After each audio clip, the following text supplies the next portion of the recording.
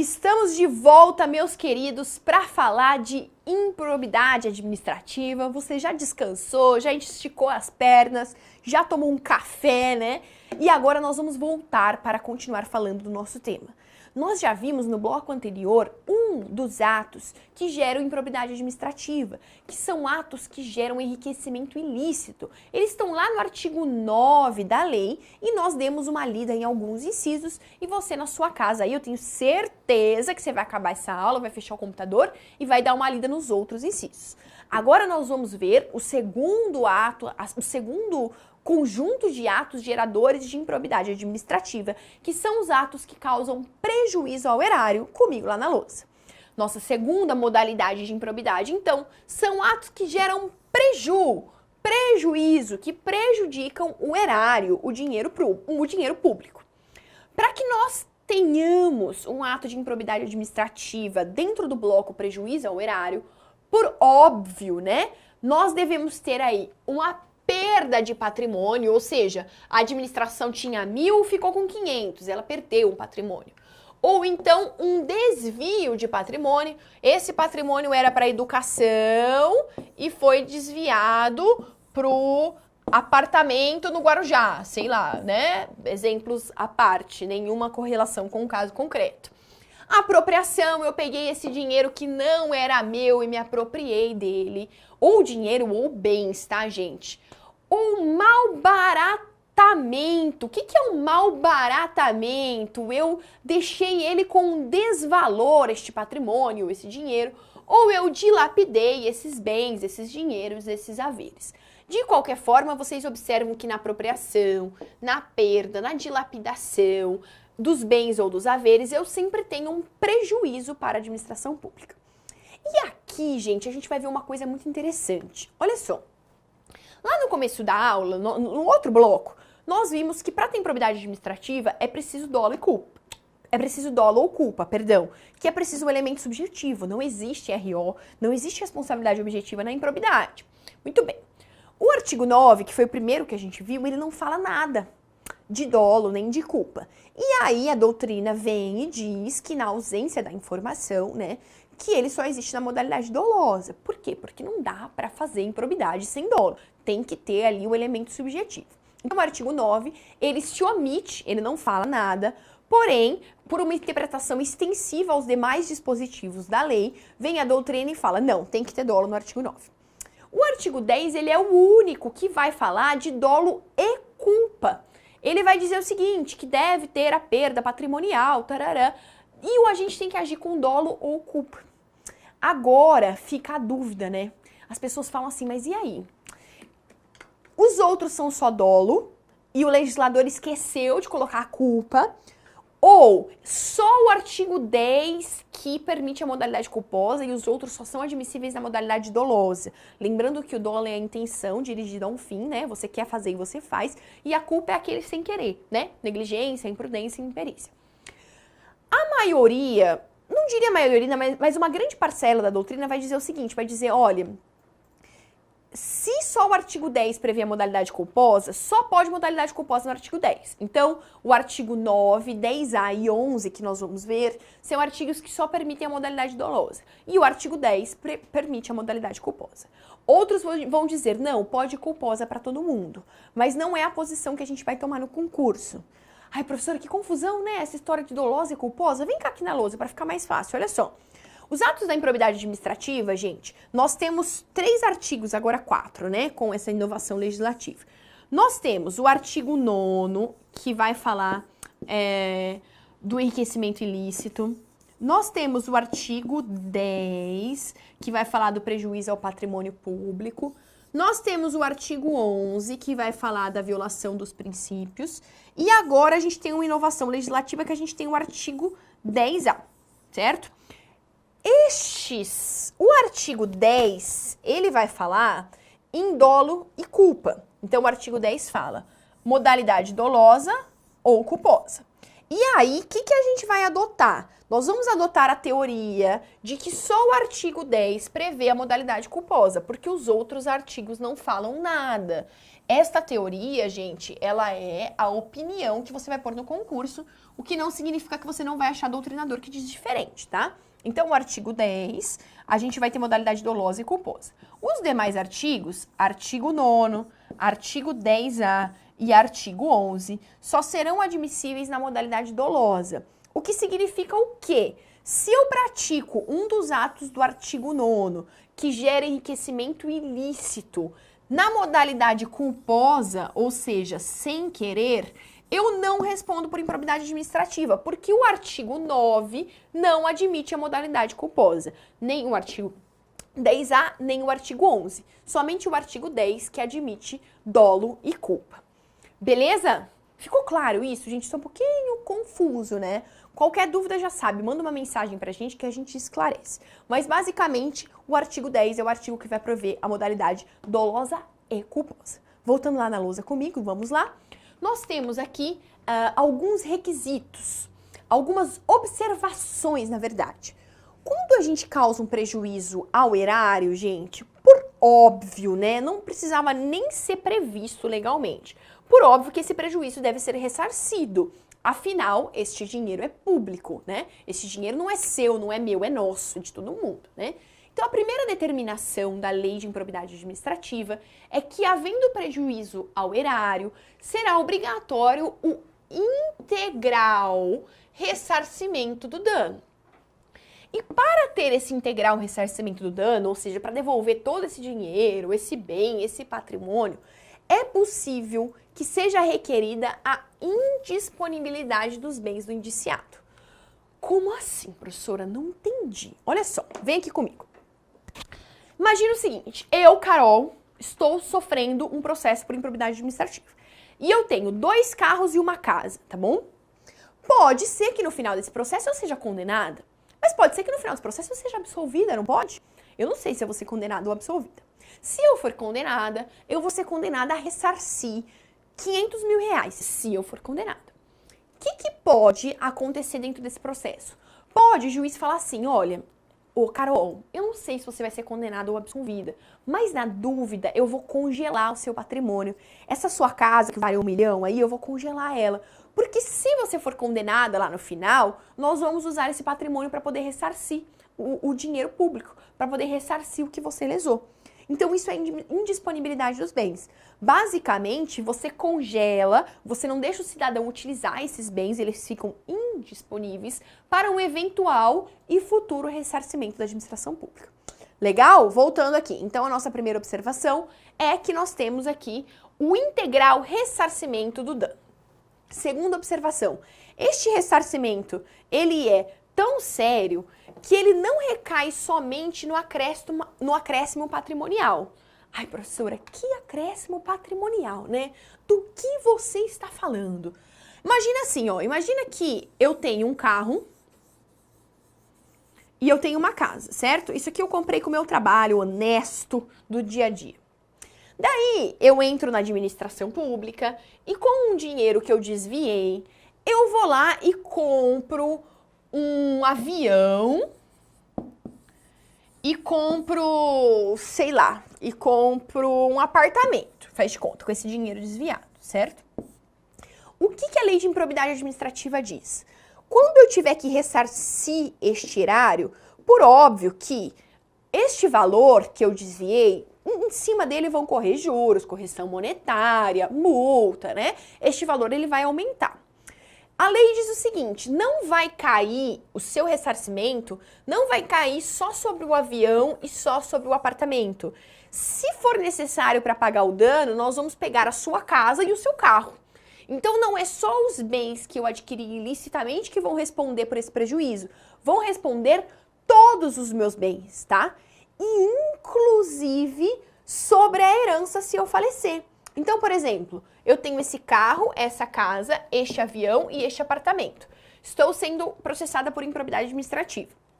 No meio do processo eu venho a óbito, eu faleço.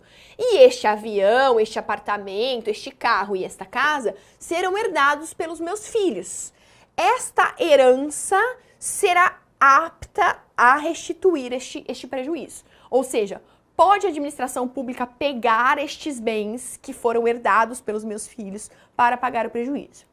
Mas, professora, isso vai contra as coisas que eu aprendi, né? Porque eu aprendi que a dívida é da pessoa, ela não passa de uma pessoa para outra. Eu aprendi que se você deve, você deve. Seu filho não tem nada a ver com isso.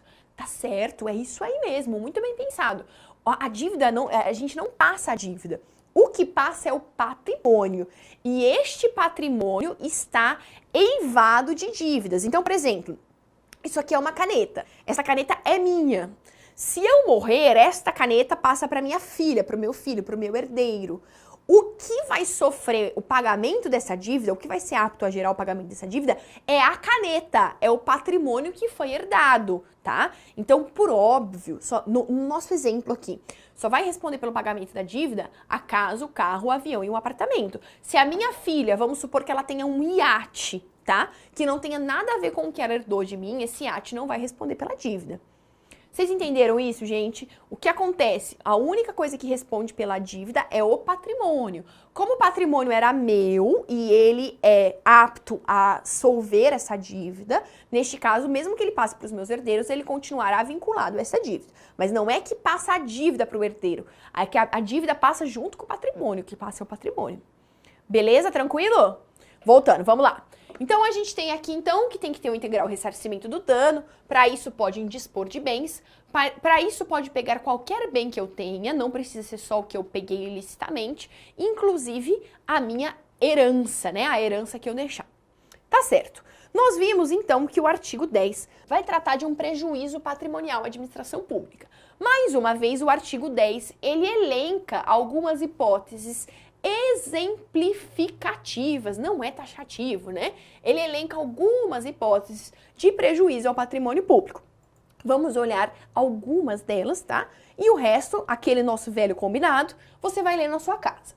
Artigo 10, inciso 3. Doar à pessoa física ou jurídica, bem como ao ente despersonalizado, ainda que de fins educativos ou assistências, bens, rendas, verbas ou valores do patrimônio de qualquer das entidades do artigo 1º, que é a administração direta, indireta, né? Com menos de 50%, com mais de 50%. Sem observância das formalidades legais e regulamentares aplicáveis à espécie. Olha que interessante, gente. Eu, Carol, tenho um carro, certo? Aí eu pego este carro e eu dou para minha irmã. Minha irmã chama Larissa. Eu vou lá, pego o carro e eu dou para Larissa. Eu não estou enriquecendo com isso, tá? Eu não estou tendo enriquecimento ilícito, por isso nós não estamos no artigo 9º.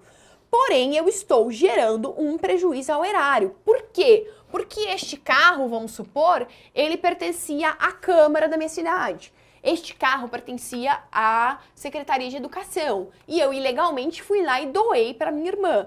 Neste caso, eu estou dispondo de um bem, né, que eu não tenho poder de dispor, porque ele pertence ao patrimônio de uma entidade pública, né, e eu não estou observando as formalidades legais, e aí, por isso, eu estou incorrendo no artigo 10. Eu estou causando prejuízo à administração pública sem enriquecer, tá?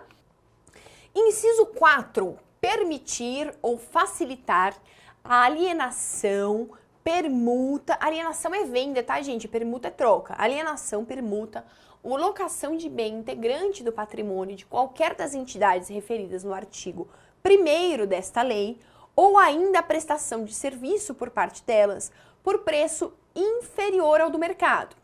Imaginem vocês que eu tenho lá uma entidade, tá? E esta entidade possui um barracão, ok? E o aluguel deste barracão é utilizado para a entidade. O dinheiro que entra, né, um dinheiro que paga lá os funcionários da entidade, né, é um dinheiro necessário para isso. Barração não, né, gente? Um barracão. Muito bem. Aí eu vou lá e facilito ou permito que esse barracão seja alugado por um valor muito menor. Imagine que esse barracão vale R$1.000 por mês de aluguel e eu vou lá e cobro R$300 por mês de aluguel. Vocês percebem que quando eu alugo esse barracão, eu não estou me beneficiando, eu não estou enriquecendo em nada. Mas, por óbvio, eu estou prejudicando uma das entidades do artigo 1º, porque ela deveria receber R$1.000 por mês por esse aluguel e ela está recebendo 500. Ou então eu tenho lá uma determinada entidade que presta um serviço de merenda, por exemplo, né? E aí, para prestar esse serviço de merenda, o preço coerente é o preço de, vamos supor, tá? Tô chutando, R$15 por aluno, né? E aí eu vou lá e fecho esse serviço, essa prestação de serviço, por R$5 por aluno, ou seja, um preço bem inferior ao do mercado. Seja qual for o meu motivo, né? Eu provavelmente estou fazendo isso para me beneficiar de alguma forma. Mas eu estou aqui prejudicando o patrimônio da administração pública. Muito bem, inciso 5. Permitir ou facilitar a aquisição, que é a compra, né? A permuta ou alocação de bem ou serviço por preço superior ao do mercado. Aqui é inverso, né? Imagina que eu tenho uma entidade que cuida de crianças carentes e eu preciso de um dormitório para essas crianças. E aí eu encontro um dormitório lá pelo aluguel, imaginem vocês, de R$1.500 por mês, né? Aí duas ou três opções de locais para alugar por R$1.500 por mês. O que eu faço para me beneficiar ou para beneficiar alguém? Eu vou lá e fecho um contrato com um cidadão que tem um dormitório e ele me cobra R$5.000 por mês. Ou seja, eu pago muito mais caro por este serviço, por este bem, tá? Do que eu deveria pagar. Com isso, eu estou gerando um prejuízo para a administração pública. Inciso 13. Permitir que se utilize em obra ou serviço particular veículos, máquinas, equipamentos ou material de qualquer natureza, de propriedade ou à disposição das entidades do artigo 1º, bem como o trabalho de servidor público, empregado ou terceiro contratado por essas entidades. Diferente, gente, do artigo anterior, que era o artigo 9º, no artigo 9º tinha um inciso parecido, lembra? E eu me beneficiava, né? Enriquecimento ilícito. Eu usava esse maquinário, eu usava esses bens, né? Aqui não, aqui você permite que outra pessoa use, ou seja, você não se enriqueceu, mas você está gerando um prejuízo para a administração pública. Certo, galera? Esses são alguns incisos, então, que eu trouxe aqui para vocês em relação ao artigo 10. É claro, seguindo o nosso combinado, que você na sua casa depois vai olhar os outros incisos, né? Por favor, não deixe de olhar para que você não erre na prova. Muito bem. Nós já vimos o artigo 9, nós já vimos o artigo 10 e agora nós vamos ver o artigo 10A. Professor, o artigo 10A não está no meu código. Não está no seu código porque é um artigo muito recente. Como eu disse, vá ao site do Planalto, acesse a lei pelo site do Planalto, que você vai poder observar o artigo 10A. Vamos comigo lá na lousa observar o que fala esse artigo tão novo aí. Vamos lá. Ele vai tratar dos atos de improbidade administrativa decorrentes de concessão ou aplicação de benefício financeiro ou tributário. Como eu disse, está previsto no artigo 10A da lei. Este artigo, gente, ele vai punir qualquer ação ou omissão que conceda, aplique ou mantenha benefício financeiro tributário contrário à legislação que trata de um imposto chamado Imposto sobre Serviço de qualquer natureza. Olha que interessante, né? Curioso até. Este artigo que foi inserido aqui, ele é específico para imposto sobre serviço. Então, se for outra espécie de imposto, eu não tenho o artigo 10A. Então, é um imposto sobre serviço. Se eu pratico um ato, certo? Que gere um benefício financeiro ou tributário contrário à legislação que trata sobre imposto sobre serviço, eu estou praticando a conduta de improbidade prevista no artigo 10A. Ô, professora, mas e se eu faço alguma coisa desse gênero em relação ao IPVA, ou ao IPTU, ou ao imposto de renda? É o artigo 10A? Não, não é o artigo 10A. Por quê? Porque o artigo 10A fala de imposto sobre serviço. O que não significa que você não possa incorrer em outro artigo. Então, vamos supor, eu estou lá burlando o imposto de renda. Eu posso incorrer no artigo de improbidade administrativa que trata do prejuízo ao erário, por exemplo. tá? Então, aqui, este artigo 10A, ele trata especificamente sobre os impostos sobre serviço, só. Qualquer outra forma de imposto não entra no artigo 10A, o que não significa que não possa ser englobado por outro artigo, tá bom? Beleza, gente? Artigo 10A, então, um artigo novíssimo aí, passando pela sua linha, né? Próximo, volta comigo lá na lousa. Agora nós vamos ver o artigo 11, que vai tratar dos atos que atentam contra os princípios da administração. Este é amplo, hein, gente? Agora, nós estamos falando de uma amplitude, de um alcance muito grande. Por quê?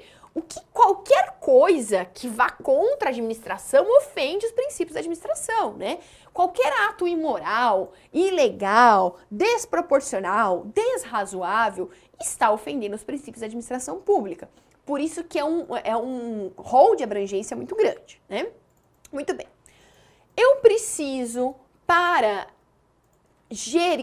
ferir os princípios da administração pública, eu preciso que haja uma ação ou uma omissão, ou seja, que eu faça algo ou deixe de fazer algo que viole os deveres de honestidade, imparcialidade, legalidade e lealdade. Olha só que interessante. Então, qualquer conduta ativa ou omissiva que viole os deveres de honestidade, imparcialidade, legalidade e lealdade às instituições é gerador do artigo 11. É uma violação à probidade administrativa.